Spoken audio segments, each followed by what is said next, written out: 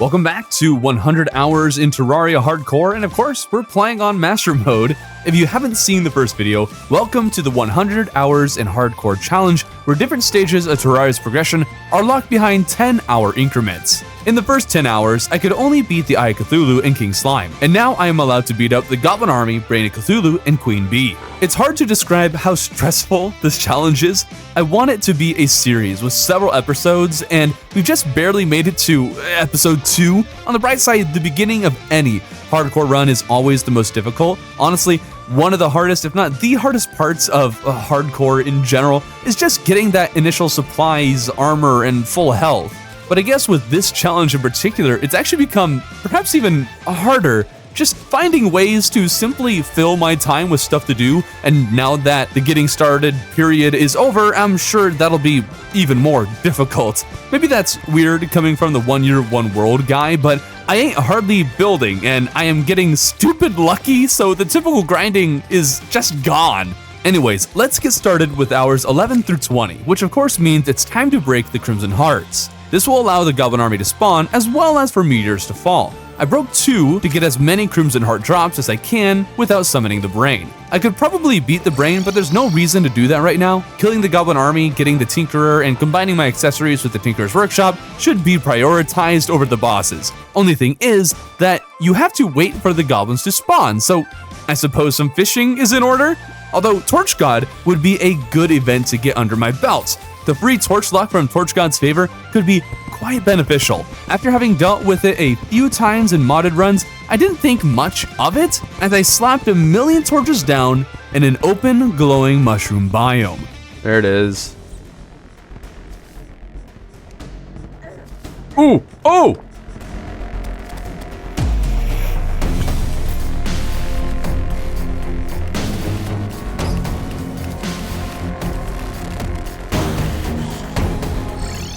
Nope. Okay. Torch God. It's not to be trifled with.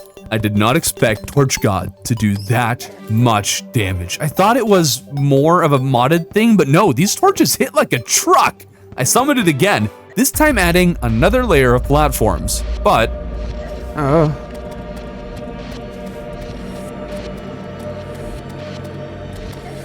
nope.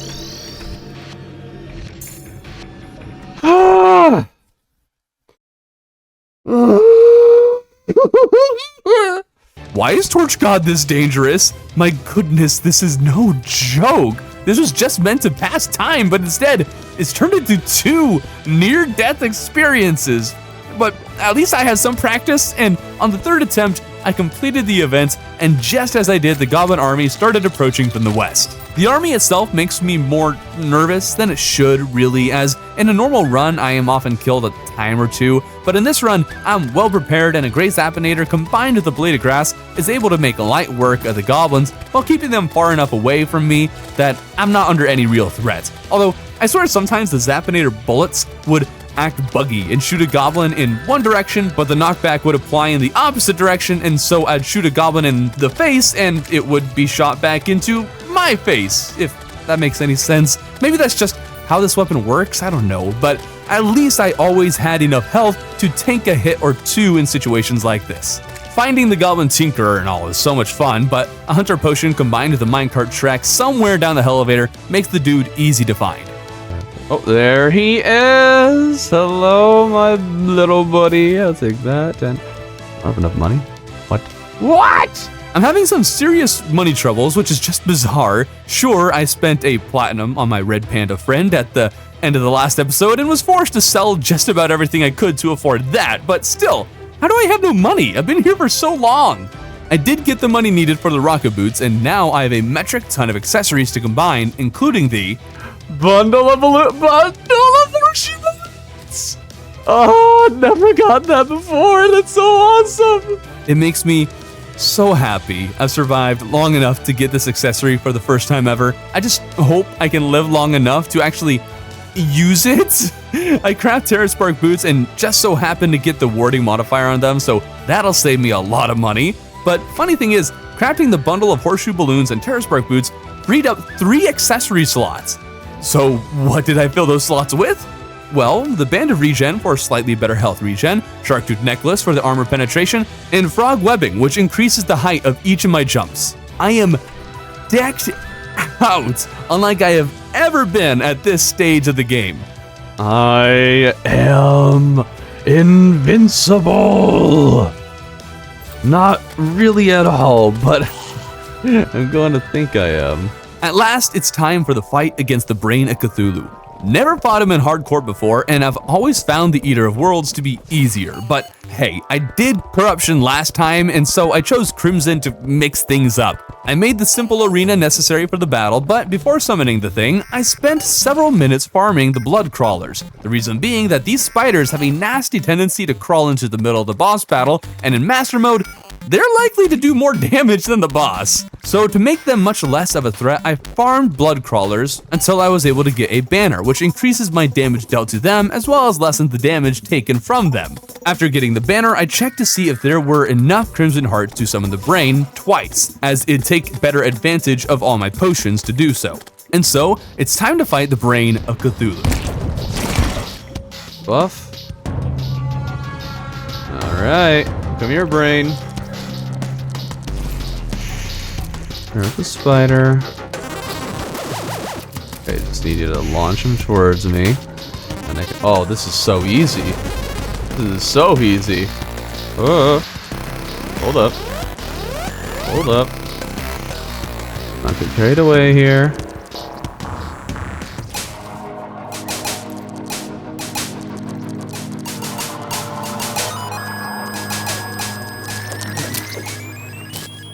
That was remarkably easy, but hey, a bunch of potions along with Demon Scythe and Blade of Grass, that's just how it's going to be. And so, I summoned the Brain a second time to take full advantage of my potions and took him out.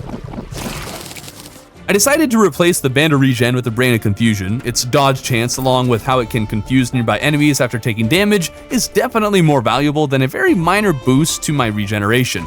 I crafted Crimson Armor, which gives me better regen anyways, and then headed to the Underworld. With the newly acquired Deathbringer pickaxe, I am able to mine the Hellstone. Just had to drink an obsidian skin potion to make myself immune to lava first, and I can't help but be astonished by how much Hellstone is in these worlds.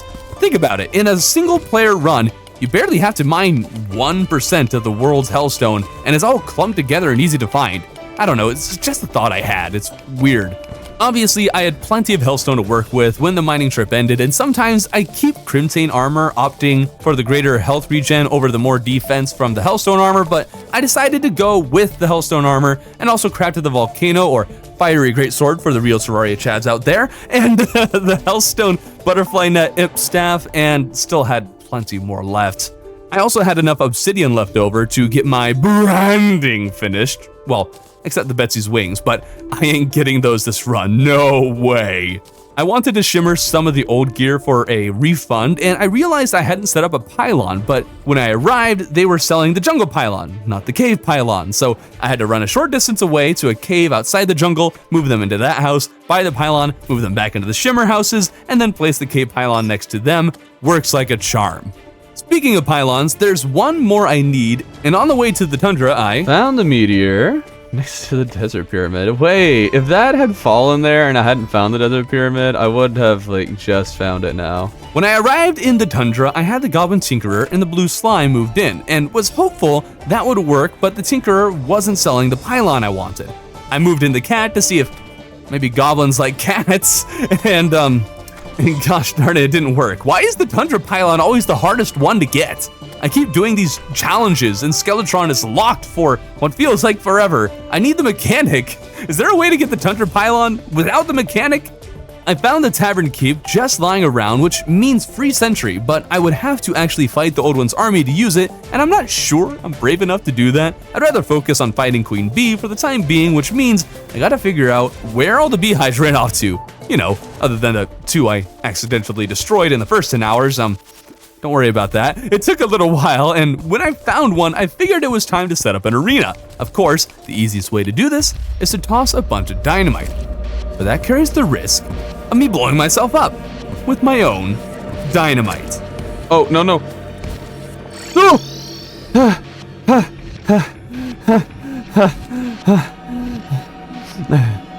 It probably would have been fine that is probably true. I likely would have survived. I was just about at full health, but still, grappling yourself in a spot that you can't walk away from with a lit stick of dynamite, breathing down your neck is not fun.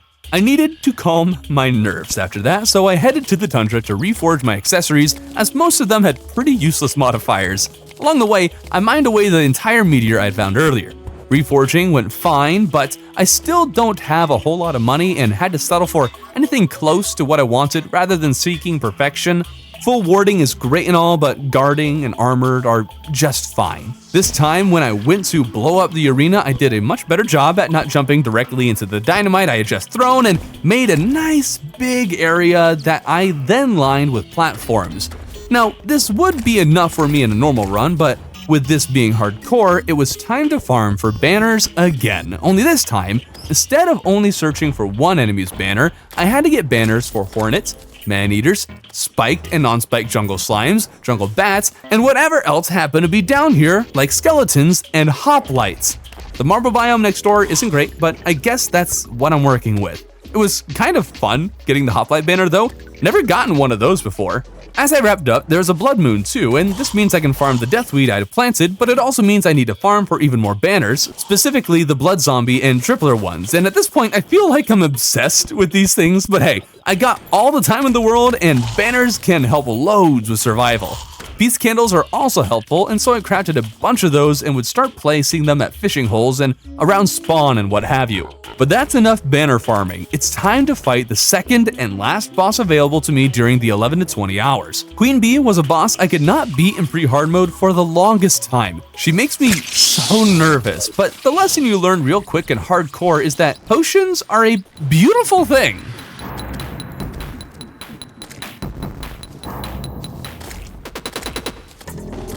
Okay, we're taking almost no damage, so that's good.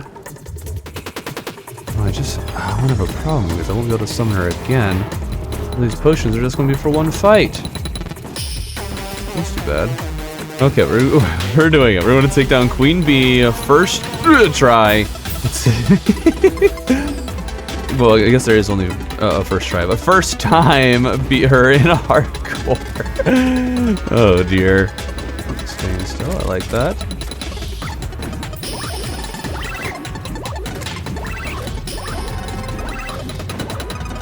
Oh.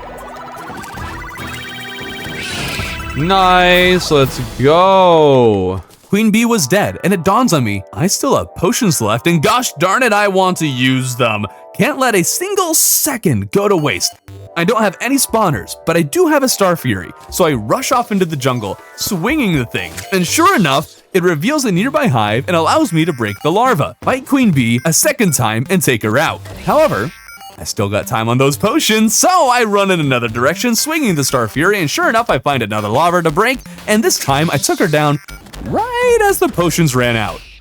3 Queen Bees back to back, and I hadn't even opened a single treasure bag. The only thing I really want from her is the bee's knees, so maybe fighting her 3 times was unnecessary. However, I didn't get the bee's knees?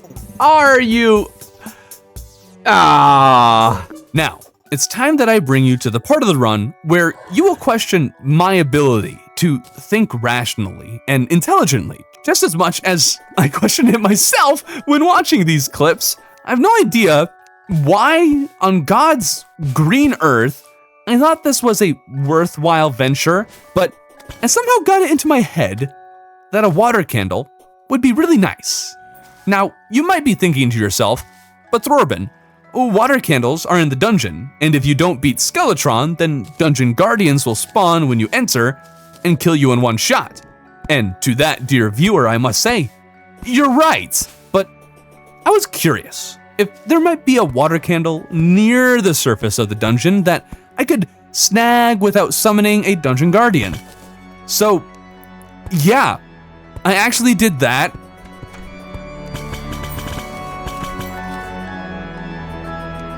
Okay. Any water candles?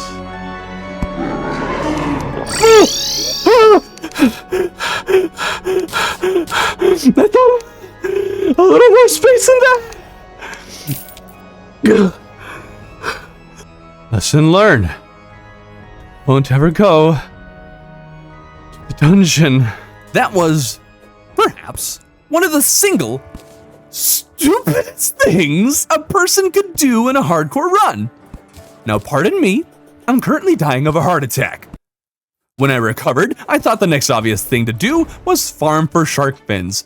Another totally non-dangerous thing to do. I did have gills potions, so at least drowning was not an issue. Now, you might be wondering why I'm doing this. The answer is rational, I promise. See, shark fins are a necessary ingredient to make hunter potions, which show the location of enemies. Hunter potions will be vital while exploring the dungeon, as well as when I explore and mine in hard mode. I also need an additional 5 for Mega Shark. Sure, the Mega Shark is a ways away, and it does feel weird doing so much future prep when you don't know if you'll survive that long, but hey, that's kind of the name of the game, I guess. Jellyfish are also stupidly dangerous. The range of their electric thing is insane, and that, coupled with their high damage output, made them a legit threat a few times. I spent maybe 20 minutes farming shark fins, and oh, wait a minute. I think I wanted the water candle to make farming shark fins easier. Getting sharks to spawn can be such a pain. That must have been oh my goodness, why did I? Nope, I'm a madman. That's quite the revelation. Anyways, I still want the bee's knees from Queen Bee, so I mined the stuff I need to make several summons and ended up killing the bee 3 more times before I got the bow I was after. Did I start using it? No. It's currently gathering dust. This brings me to yet another unthinkable, what am I doing? I'm absolutely insane situation. Boredom, I guess, does things to a man because I set up an old one's army arena. Sure, maybe this event isn't necessarily the hardest thing ever, but by Jones, all it's going to give me is the ability to use the event century out in the wild. I guess another benefit is that the Dark Mage drops a war table, which gives you the buff allowing for you to use 2 centuries, and even though I lost the event, I killed the mage the second before the event despawned and got the war table I was after.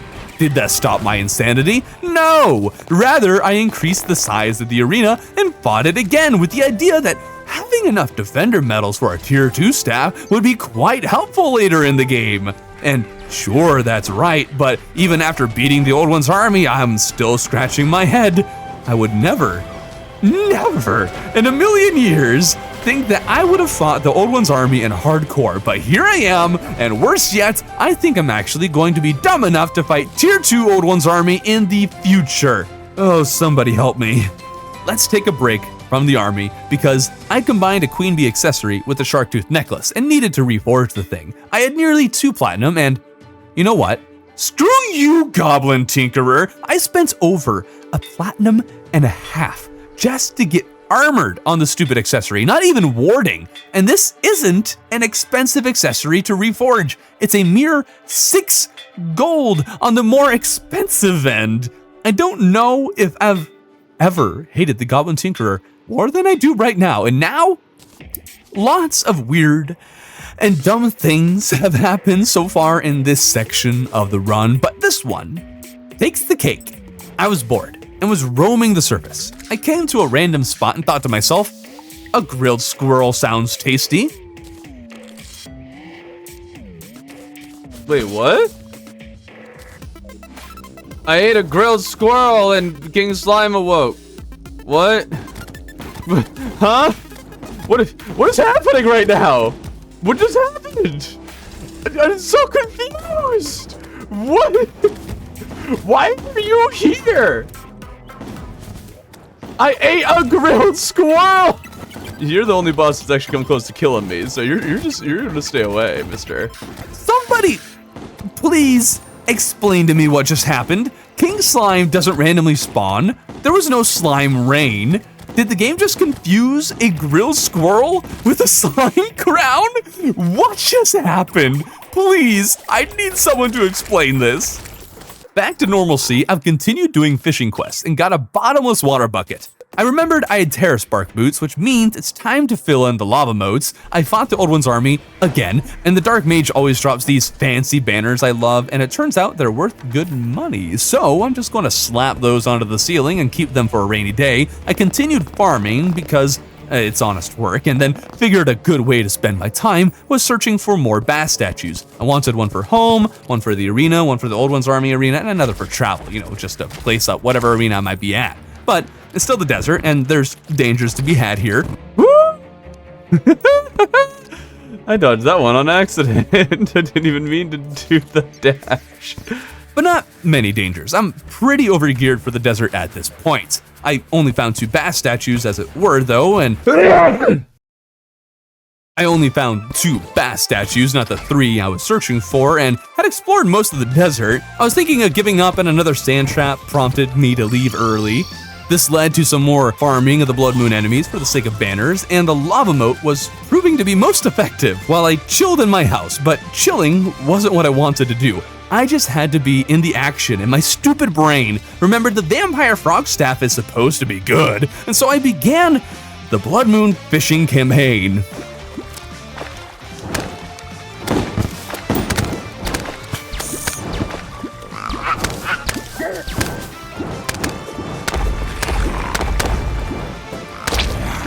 Well, that was a bust. In the morning, I got busy mining a big hole because that's what men do, dig big holes. I was planning to make a massive every biome fishing room, but then I had a different idea. Didn't stop me from mining the box. Maybe I'll find a use for it some other time. The new idea was to simply make the original fishing spots I had more mob-proof. After all, I don't want to risk accidentally creating a jungle biome or a similar biome somewhere near spawn where things like tortoises could spawn in hard mode, so yeah, let's just avoid that. I made the forest and desert fishing spots more secure. The Goblin army visited and most of them died to lava. I made the tundra fishing spots safer, and man, do I want the tundra pylon. I did the same for the cavern fishing spot, and once that was done, I got to work fishing in the desert. I've never gotten the Galaxy Pearl before because pink pearls are stupidly rare and not fun to fish for, so I fished for oysters when another blood moon rose, turning the peaceful oyster fishing into kill or be killed blood moon fishing. One zombie man, no vampire frog staff, a wandering eye fish, nothing, another eye fish, nothing, a merman, nothing, eye fish, nothing, until finally, one last eye fish and a vampire frog staff dropped. I've never been a big believer in this thing and tend to stick with the imp staff, but hey, might as well give it a try, right? And I must say, they did a pretty good job keeping me safe whilst fishing. Definitely more effective than imps on the ground. Okay.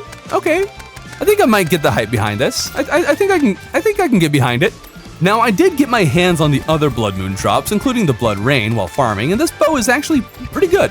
The Goblin army stopped by again, and so I got to test the thing and was pretty happy with it. I do think it could use a minor buff, as there's several better weapons for where you would likely be in progression when you got it, but it's got some good use cases. With all these distractions out of the way, I finally got to open the 41 oysters I'd previously fished for, and didn't get the pink pearl from them, so I fished again, this time for 50 oysters. I also got the scarab fishing pole, which looks awesome, and I wonder if it's got some hidden stat that makes it special, since if it doesn't, it's kind of just okay. I started cracking oysters, and after maybe 5, I got a pink pearl. The rest didn't drop another one, but hey, I got the Galaxy Pearl for the first time ever, and now have permanently increased my luck.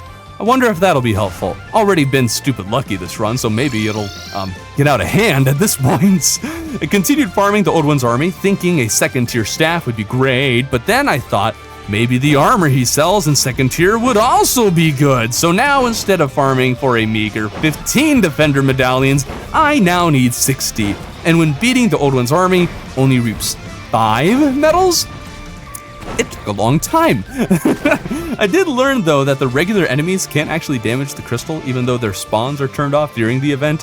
When I had finally collected all the medals I needed, I made a fishing spot in the Crimson and fished for a truckload of hemopiranhas. Afterwards, I sought out lava bait for lava fishing, while also mining obsidian bricks in the preparation for the eventual hell bridge, and made a safe-ish lava fishing spot. Just gonna have to keep an eye and ear out for the bone serpents. I couldn't really find much bait, but I did get a few fish and even superheated blood, and the lava shark is just fun. I also collected a guide voodoo doll. I then just realized I had accidentally sold my conch. I had collected a bunch of extras while in the desert earlier and had unwittingly sold all of my conches, and not just the duplicates. So I searched every corner of the desert and didn't find a single conch, but did find where all the bat statues had been hiding, and after concluding there was no more treasure, I ended up needing to fish in the desert once more for Oasis crates, since they have a 12.5% chance of dropping a conch, and this time I didn't have good luck and it took many crates to get the conch back. At least fishing gives a decent amount of money, so I could afford to do some more reforging. I must say though, something about fishing makes me start singing. Oh, give me crates, I want some crates, don't give me oysters or bombfish. Woo! I want crates, that's all I care for, so I can stack them. Woohoo! And then I can open them all up and get some real good stuff. Woohoo! It'll be lots of money, yes, lots of money. I want lots of money, yahoo! Woohoo! Yes, I want crates, so give me crates, don't give me rock lobsters. Yahoo!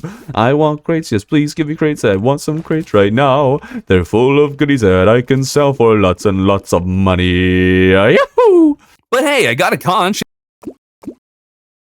That just about wraps up 20 hours. I killed the eye again for an extra Shield of Cthulhu to give my fishing build because I need it for a little bit of the fighting power it gives you. And then I golfed down the elevator, so I'll have a high enough golf score in theory to purchase the golf cart. I just can't buy it yet until Skeletron has been defeated. And that's what I'll be getting into in episode 3, which will appear right here when it releases next week. And if you haven't seen how the whole journey began, then I'd recommend you check that out.